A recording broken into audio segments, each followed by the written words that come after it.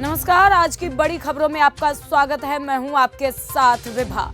आज के बुलेटिन में बात करेंगे प्रधानमंत्री नरेंद्र मोदी कब लगाएंगे संगम में डुबकी। बताएंगे आपको भारत में बढ़ रहे सांप्रदायिक तनाव को, दिखाएंगे आपको वक्फ की जमीन पर 15 लाख किराएदारों ने कैसे बढ़ाई टेंशन। और बुलेटिन के आखिरी में देखेंगे चीन पर ट्रंप की सख्ती से भारत को कैसे हुआ फायदा। लेकिन दिन भर की तमाम खबरों से पहले एक नजर डालेंगे सुर्खियों पर। नोएडा में काम करने वाले दिल्ली के मतदाताओं को कल मिलेगी paid leave. CM Bhupendra Patel का बड़ा फैसला, गुजरात में लागू होगा यूसीसी। सरकारी नौकरियों के परीक्षाओं में पूछे जा सकते हैं बजट से संबंधित सवाल। वक्फ की जमीन पर 15 लाख किराएदार, टेंशन में आई जेपीसी। प्रधानमंत्री नरेंद्र मोदी बुधवार 5 फरवरी यानी कि जिस दिन दिल्ली में वोटिंग होगी उस दिन वो प्रयागराज महाकुंभ के त्रिवेणी संगम में स्नान कर सकते हैं। सूत्रों के हवाले से कहा जा रहा है कि पीएम मोदी की प्रयागराज यात्रा दिल्ली विधानसभा चुनाव के दिन होगा। 13 जनवरी से शुरू हुए महाकुंभ का आज 23वां दिन है और यह 26 फरवरी तक जारी रहेगा।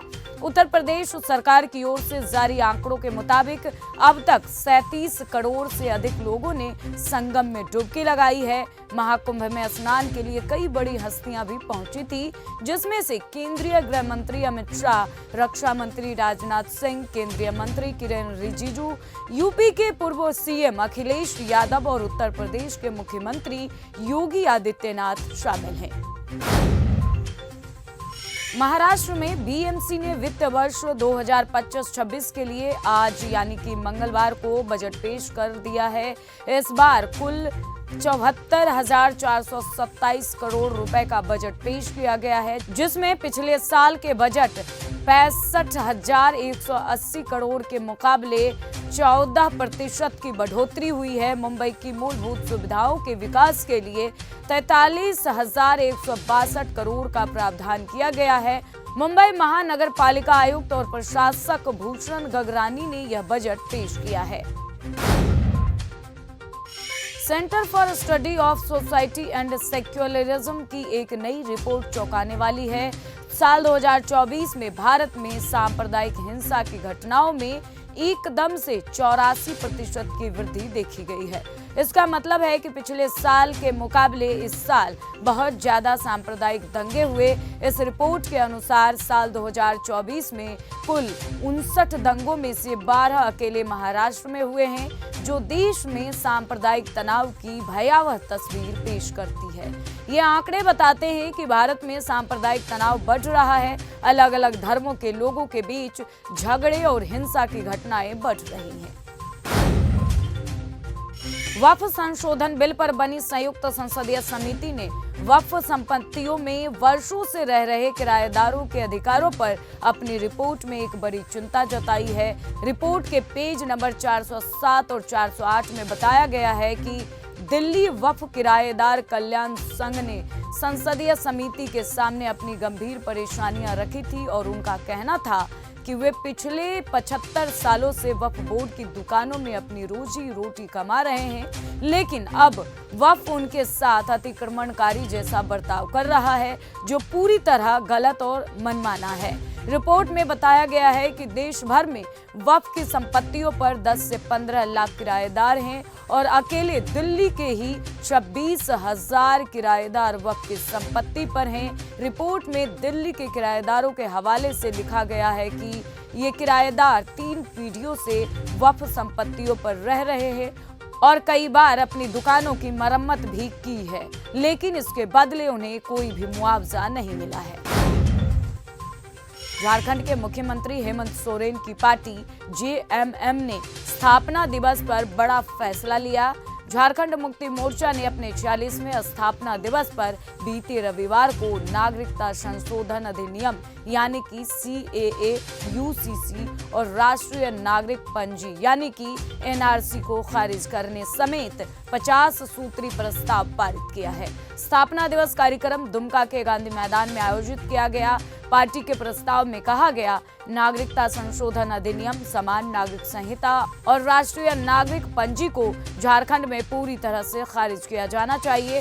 पार्टी ने राज्य में छोटा नागपुर काश्तकारी अधिनियम और सांथाल परगना काश्तकारी अधिनियम के सख्त क्रियान्वयन की भी मांग की है।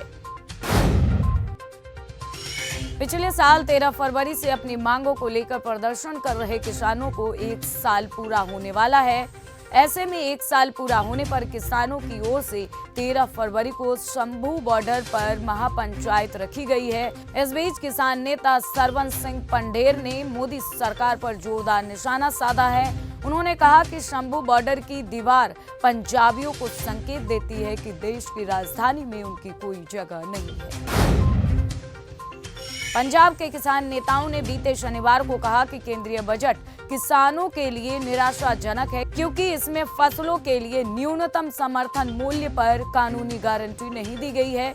केंद्रीय वित्त मंत्री निर्मला सीतारमण ने बीते शनिवार को 8वां बजट पेश किया था। सीतारमण ने 6 नई कृषि योजनाओं की घोषणा की और सब्सिडी वाले किसान क्रेडिट कार्ड लोन की सीमा मौजूदा 3 लाख रुपए से बढ़ाकर 5 लाख रुपए कर दी, जिसका असर 7 करोड़ किसानों, मछुआरों और डेयरी किसानों पर पड़ेगा। किसान नेता अभिमन्यु कोहाड़ ने कहा कि क्रेडिट कार्ड लोन सीमा बढ़ाने से किसानों पर कर्ज का बोझ और बढ़ेगा। कृषि संकट का समाधान किसानों को और अधिक कर्जदार बनाने से नहीं, बल्कि कानून बनाकर फसलों पर MSP की कानूनी गारंटी देकर किसान को आत्मनिर्भर बनाने से होगा। दिल्ली में चुनाव प्रचार बीते सोमवार को थम गया। अब 5 फरवरी यानी कि कल वोटिंग है और 8 फरवरी को नतीजे आएंगे। इस बीच दिल्ली के मुख्यमंत्री आतिशी ने कालकाजी सीट से बीजेपी उम्मीदवार रमेश बिधूरी के बेटे पर बड़ा आरोप लगाया है। आतिशी ने कहा कि रमेश बिधूरी के बेटे मनीष बिधूरी अपने 3-4 लोगों के साथ JJ कैंप और गिरिनगर इलाके में लोगों को धमका रहे हैं। हमने शिकायत की, जिसके बाद पुलिस उन्हें ले गई है। संसद में समाजवादी पार्टी अध्यक्ष और सांसद अखिलेश यादव ने महाकुंभ भगदड़ को लेकर योगी सरकार पर जमकर निशाना साधा है। उन्होंने CM योगी पर भगदड़ की पूरी हकीकत छिपाने का आरोप लगाया है। उन्होंने यह भी कहा कि अगर मैं कुछ गलत कह रहा हूं तो मैं अपने पद से इस्तीफा दे देता हूं। झारखंड के मुख्यमंत्री हेमंत सोरेन ने केंद्र की बीजेपी सरकार पर हमला बोला है। उन्होंने आरोप लगाया है कि केंद्रीय बजट में राज्य की उपेक्षा की गई। झारखंड की जनजातीय आबादी के लिए भी कुछ नहीं ऐलान हुआ है। मुख्यमंत्री हेमंत सोरेन ने कहा, राज्य खनिज संसाधनों के जरिए देश की अर्थव्यवस्था में महत्वपूर्ण योगदान देता है, फिर भी केंद्र सरकार ने बजट में झारखंड को वंचित रखा। बता दें कि मुख्यमंत्री हेमंत सोरेन बीते रविवार को पश्चिमी सिंहभूम पहुंचे थे। कार्यक्रम को संबोधित करते हुए उन्होंने कहा कि झारखंड अधिकारों को सुरक्षित रखने की लड़ाई जारी है।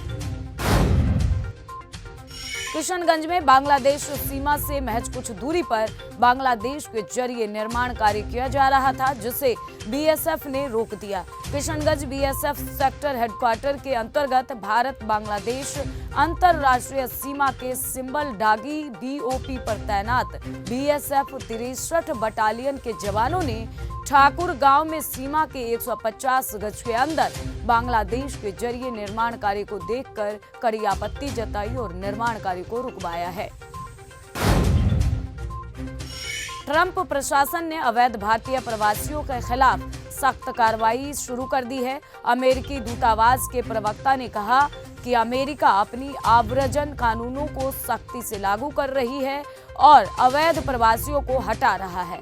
बता दें कि अमेरिका सैन्य विमान के जरिए 205 भारतीय नागरिकों को टक्साल से भारत के लिए निर्वासित किया गया। इस प्रक्रिया में प्रत्येक व्यक्ति की सही तरह से जांच पड़ताल की गई है। HT ने सूत्रों के हवाले से बताया कि अमेरिका कई अन्य देश के नागरिकों को वापस उनके देश भेज रहा है। भारत में अवैध घुसपैठियों को लेकर सरकारें एक्शन मोड में है। केंद्र के साथ साथ कई राज्यों की सरकारें भी लगातार अवैध बांग्लादेशी और रोहिंग्याओं को डिपोर्ट करने का काम कर रही है। इस बीच सुप्रीम कोर्ट ने केंद्र सरकार से इस कार्रवाई का डेटा मांगा है। कोर्ट ने कहा है कि उन्हें जानकारी दी जाए कि आखिर कितने विदेशी नागरिकों को अब तक डिपोर्ट किया जा चुका है और कितने अभी डिटेंशन सेंटर में हैं। सुप्रीम कोर्ट ने कहा, हिरासत केंद्रों में बंद व्यक्तियों के बारे में जानकारी दीजिए, हमें बताएं कि उन व्यक्तियों के लिए क्या नीति है जिन्हें विदेशी घोषित किया गया है लेकिन उनकी राष्ट्रीयता नहीं मालूम है। ऐसे लोगों को उचित सुविधाएं असम राज्य को हर 15 दिन में हिरासत केंद्रों, ट्रांजिट कैंपों का दौरा करने के लिए अधिकारियों की समिति गठित करनी चाहिए। अमेरिका ने कनाडा और मैक्सिको के खिलाफ लगाए गए हेवी इंपोर्ट टैरिफ को 1 महीने के लिए रोक दिया है। दुनिया में भयानक ट्रेड वॉर छिड़ जाने की ग्लोबल लीडर्स की आशंका के मद्देनजर अमेरिका ने यह कदम उठाया है, लेकिन चीन के खिलाफ यह जारी रहेगा। अमेरिका के इस कदम का भारतीय शेयर बाजार के ब्लू चिप शेयरों ने चोटी की ओर बढ़कर स्वागत किया है। आज बाजार खुलते ही ऐसी कंपनियों के शेयर में ऊपर चढ़ने का रुझान बन रहा था। जानकारों का मानना है कि 2 अमेरिकी देशों के खिलाफ टैरिफ वॉर के रुकने से केवल ब्लू चिप शेयर ही नहीं बल्कि पूरा भारतीय शेयर बाजार भी फायदे में रहेगा। बॉलीवुड एक्टर सैफ अली खान पर पिछले महीने उनके घर में घुसे एक चोर ने चाकू से हमला कर दिया था। इस घटना में एक्टर को कई चोटें आई थी और उनकी रीढ़ की हड्डी की सर्जरी भी हुई थी।